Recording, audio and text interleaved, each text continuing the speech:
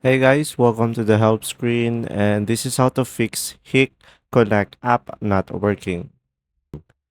So guys, first thing that you will do is go to Google Play Store and try to find Hik-Connect for end users. So guys, from here you should be able to see if there is any update on the application and make sure you have the latest version. And guys, the second option is just go to the settings and from here just tap on apps and then try to find the application Hik-Connect. But guys, I don't have the application right now, so I'm gonna use this application as an example.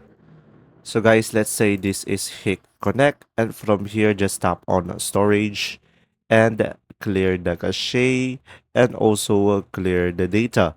So guys, this should be able to fix your application. And guys, the third option that you have is try reinstalling the app.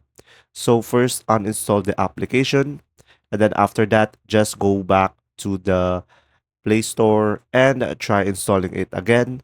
And then from there guys, you should be able to fix your Hik-Connect application. If this video was helpful, please like and subscribe. And thanks for watching. See ya.